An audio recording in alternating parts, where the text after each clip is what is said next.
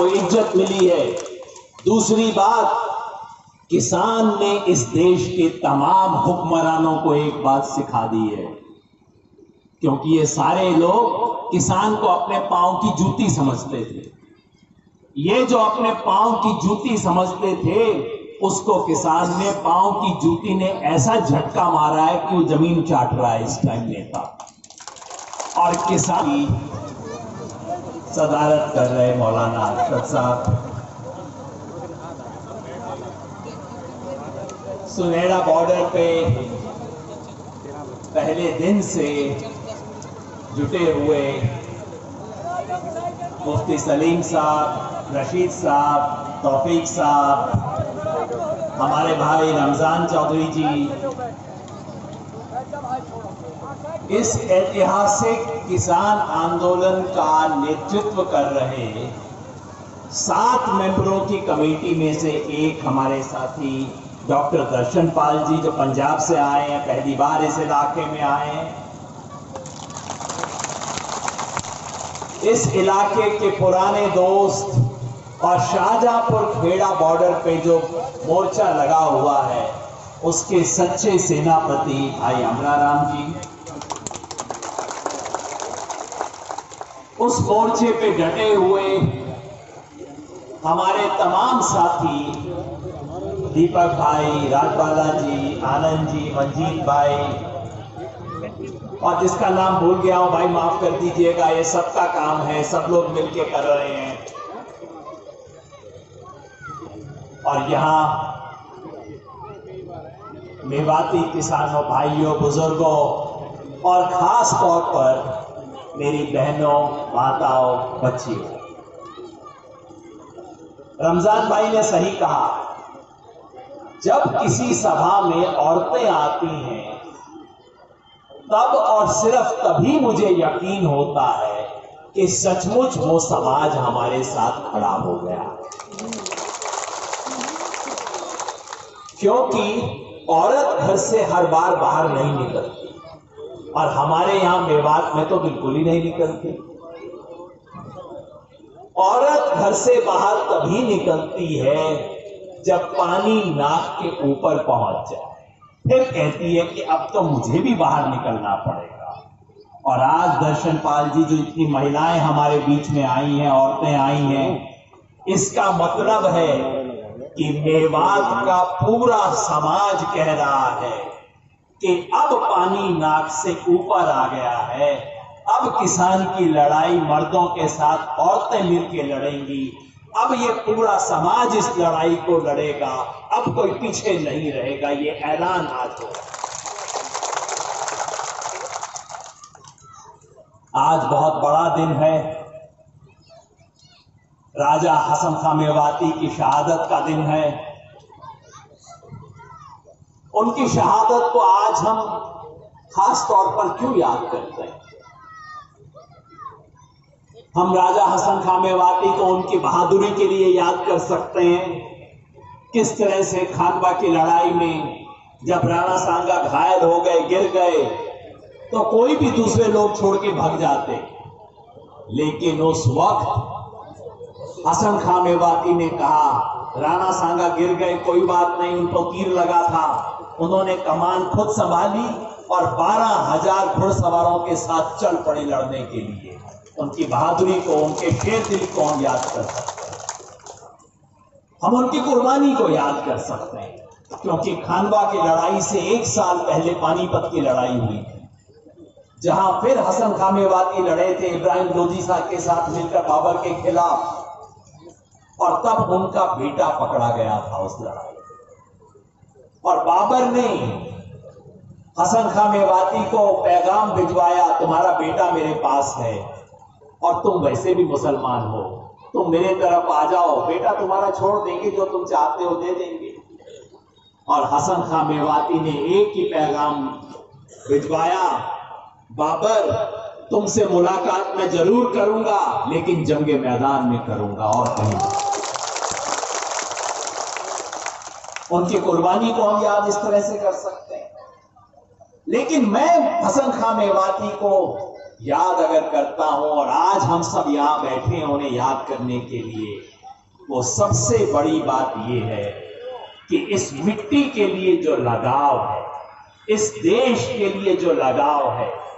बाबर बाहर से आया था, इब्राहिम लोदी इस देश से था, राणा सांगा इस देश से था, हसन खां मेवाती को तमाम तरह के लालच दिए गए, मुसलमान होने का हवाला दिया गया कि तुम भी मुसलमान हो, हम भी मुसलमान हैं। बाबर ने कहा तुम मेरी तरफ खड़े हो। हसन खां मेवाती ने कहा नहीं, इस्लाम अपनी जगह है, इबादत अपनी जगह है, देश का प्यार अपनी जगह है, मुझे इस मिट्टी से लगाव है। तुम बाहर से आए हो, बाहर वालों के साथ नहीं, मैं इस मिट्टी को बचाने के लिए लड़ूंगा। और मुझे बेहद फख्र है, बहुत मान है इस बात का कि आज मैं उस धरती पे खड़ा हूं जिसने जब जब कोई बाहर से आके इस देश पे हमला किया, तब तब इस मिट्टी के लोग उसके खिलाफ खड़े हुए, लड़े और अपनी कीमत अदा की। हसन खां मेवाती ने राणा सांगा के साथ मिलकर लड़ाई की। 1857 में अली हसन ने राव तुलाराम के साथ मिलकर अंग्रेजों के साथ लड़ाई लड़ी। इन्हें याद करने का वक्त इसलिए है कि आज भी ये मिट्टी दोबारा पुकार रही है, आज भी ये मिट्टी बलिदान मांग रही है, आज भी ये मिट्टी कह रही है कि लड़ने की जरूरत है। ये जो किसान आंदोलन है, ये इसी मिट्टी की पुकार है। आज किसान की मिट्टी, जमीन कह रही है, आज किसान की जमीन पे हमला हो रहा है, किसान के वजूद पे हमला हो रहा है, किसान के अपनी जिंदगी, उसकी फसल और नस्ल के ऊपर हमला हो रहा है। और इसलिए आज जब लड़ाई होगी, मुझे यकीन है कि इस लड़ाई में अगर अमरा राम होंगे, अगर दर्शन पाल होंगे, अगर योगेंद्र यादव होगा, तो साथ में मौलाना अरशद भी होंगे, साथ में मुफ्ती सलीम भी होंगे, रमजान भी होंगे, तौफीक भी होंगे, रशीद भी होंगे, सब लोग लड़ेंगे, तभी हम इस लड़ाई को जीतेंगे। तो मिलके मेरे साथ कहिए, लड़ेंगे जीतेंगे, लड़ेंगे जीतेंगे। उधर से मुझे हाथ उठते दिखाई नहीं दिए, इसलिए मजा नहीं है। मेरी निगाह हमेशा उस तरफ रहती है। हमारी बहन भी थोड़ी जोरदार आवाज में करेंगी करेंगी करेंगी। अरे मीटिंग में आई है तो हाथ क्यों नहीं उठाएंगी? हाथ उठा के एकदम और मुट्ठी बंद करके लड़ेंगे लड़ेंगे। अब यकीन हुआ ना कि जीतेंगे, नहीं तो कैसे जीते? आधी दुनिया से थोड़ा ही जीता जाता है, पूरी दुनिया होगी तो जीतेंगे। आज ये जो लड़ाई है, 3 ऐसे कानूनों के बारे में है जो इस देश के प्रधानमंत्री ने कहा कि मैं तो किसानों के लिए सौगात लेके आया हूं। ऐसे करके बात करते हैं ना टीवी पे, सौगात, ऐतिहासिक सौगात, तारीखी सौगात लेके आया हूं। किसान ने कहा भाई तुम मेरे लिए सौगात लेके आए हो, ये मैंने तो कभी मांगी नहीं, ना मेरे किसी नेता ने मांगी, ना मेरे से तुमने राय बात की, और ना मुझे पसंद। ऐसा करो तुम अपनी सौगात वापस ले लो, मुझे ना चाहिए। किसान ने कहा तुम अपनी सौगात अपने पास रख लो, अपनी जेब में रख लो मोदी जी, और अगर सौगात देनी ही है तो मुझे वो सौगात दो जो मैं अपने मुंह से मांग रहा हूं। बस यही लड़ाई है। किसान ने कहा भाई बच्चे भी, आज इतने बच्चे यहां पे आए हैं, और आजकल तो थोड़ा थोड़ा बर्थडे वाला मामला भी शुरू हो गया। मेवात में भी हो गया होगा, बच्चा कहता है मेरे को बर्थडे की गिफ्ट दो, मेरा भी केक दो। तो माँ भी देख लेती है कि बच्चे को क्या सौगात देनी है, जो बच्चे को पसंद हो वो वाला खिलौना देती है माँ भी। तो किसान मोदी जी को कहता है, मोदी जी अगर आपने मुझे सौगात देनी थी तो मुझसे पूछ तो लेते, मुझे क्या अच्छा लगता। कोई बात नहीं, आप पूछना भूल गए, आपने दे दी मुझे सौगात, अब आप इसको तो रख लो अपनी जेब में, और मैं बताता हूं कि मुझे क्या चाहिए।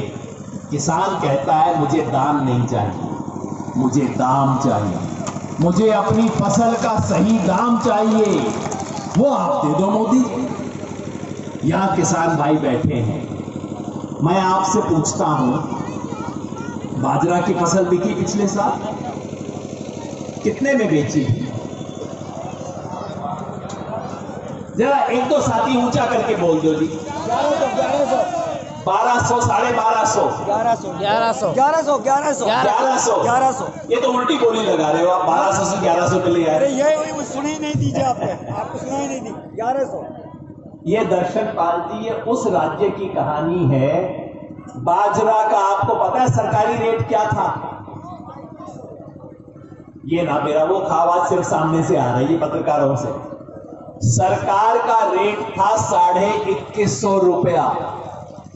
हरियाणा की सरकार ने, केंद्र की सरकार ने आपसे वादा किया था कि 2150 रुपए से ज्यादा मिले तो खुशी से कहीं और बेच लो, लेकिन अगर 2150 से कम मिले तो मेरे पास आ जाना, इतनी तो मैं गारंटी दे रही हूं, सरकार ने कहा था। गारंटी पूरी हुई आपसे? हाथ खड़ा करके बता दियो पूरी हुई क्या ना हुई? ना हुई। और ये वो हरियाणा सरकार है, राजस्थान का तो हालत और भी खराब है। हरियाणा सरकार कहती है हमने दाना दाना खरीद लिया किसान का। इसको बोलते हैं जी न्यूनतम समर्थन मूल्य, एमएसपी। एमएसपी का मतलब सरकार हर 6 महीने में किसानों को कहती है कि तुम्हें हम इतना दाम तो गारंटी से देंगे। तो किसान कहता है जी दे दो, इतना तो दे दो। किसान कहता है मोदी जी यही बात आप लिख के दे दो, इसको कानून बना के दे दो, मेरे को और कोई सौगात आपसे ना चाहिए, बस आप कानून की गारंटी दे दो। जब वो पूछते हैं, मोदी जी कहते हैं ना इसकी क्या जरूरत है, एमएसपी थी, है, रहेगी। किसान कहता है दिलवा दो ना जी, अगर थी है रहेगी तो दिलवा तो दो। तब मोदी जी इधर उधर देखने लग जाते। इस देश में अच्छे प्रधानमंत्री देखे, बुरे प्रधानमंत्री देखे, ईमानदार प्रधानमंत्री देखे, भ्रष्ट प्रधानमंत्री देखे, कमेरे देखे, निकम्मे देखे, ऐसा झूठा प्रधानमंत्री इस देश ने कभी नहीं देखा। बिल्कुल खुला झूठ बोलते हैं, एमएसपी थी, है, रहेगी। ये देख लो आपके सामने किसी को मिली हो तो किसान का ये जो आंदोलन है सिर्फ और सिर्फ एक बात के लिए कि मेरे सर पे जो तुम 3 ईंट मार रहे हो और कह रहे हो मैं 3 सौगात लेके आया हूं, ये तो भाई छोड़ दे तू, और मुझे मेरे फसल की गारंटी दे दे दाम की, बस और कुछ ना चाहिए। ठीक बात है ना? तो जिन जिन किसान भाइयों को, बहनों को, सबको लगता हो कि हमें बाजरे पे 2150 की गारंटी मिलनी चाहिए, हमें गेहूं पे 1975 रुपए की गारंटी मिलनी चाहिए, सरसों इस साल ठीक बिक रही है लेकिन सरसों पे कम से कम 4650 रुपए की तो गारंटी मिलनी चाहिए, वो जरा हाथ उठा के बता दो मोदी जी को, भाई हमें गारंटी चाहिए। इधर भी गारंटी चाहिए, गारंटी चाहिए ना सब। इसी चीज के बारे में आंदोलन चल रहा है और ये महान आंदोलन, लोग पूछते हैं जी 108 दिन हो गए, क्या हासिल हुआ? मैं कहता हूं इस ऐतिहासिक आंदोलन ने जो हासिल किया है वो तो आज तक किसी ने हासिल ना किया। इस आंदोलन ने सबसे पहले किसान को अपना आत्मसम्मान, किसान को अपना वजूद, किसान को अपनी इज्जत का एहसास करवाया। आज तक किसान का बेटे से पूछो कि भाई तुम्हारे वालिद क्या करते हैं, और अगर उसका बाप जमींदार है, किसान है, तो वो शर्माता है, इधर उधर देखता है, कहता नहीं मेरे चाचा पुलिस में इंस्पेक्टर है। ये नहीं कहता कि मेरे वालिद जमींदार हैं, किसान हैं, खेती करते हैं, डरता है, शर्माता था।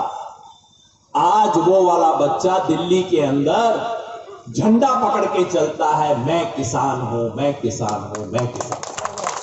किसान को ने इस देश के तमाम हुक्मरानों को समझा दिया है, मोदी को भी, अमित शाह को भी, खट्टर को भी, अशोक गहलोत को भी, अमरिंदर सिंह को भी, सबको समझा दिया है किसान से पंगा मत लेना। तुम किसान से छेड़खानी की, किसान से कुछ शरारत की तो सोच लेना तुम्हारा क्या हाल होगा।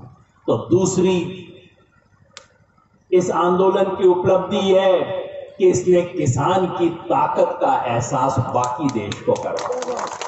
ये पांव की जूती नहीं है, ऐसा मत सोच लेना कुछ नहीं करेगा। और तीसरी बात, इस आंदोलन ने देश भर के किसान को एक कर दिया है। अब तक हमारी किसान की दिक्कत क्या थी कि हाथ भी उठाते थे जिंदाबाद करने के लिए तो 5 उंगलियां 5 तरफ हुआ करती थी। एक उंगली भाषा की, क्षेत्र की, मेरा ये इलाका, मैं मेवात से, मैं अहिरवाल से, मैं यहां से, मैं वहां से। दूसरी उंगली मजहब की, मैं हिंदू तू मुसलमान तू सिख।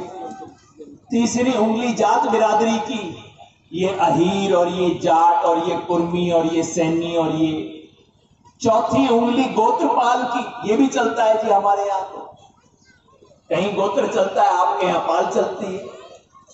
और 5वीं उंगली झंडों की, मेरी पार्टी मेरा झंडा, ये सब। इस किसान आंदोलन ने 5 उंगलियों को बंद करके किसान को एक होना सिखा दिया।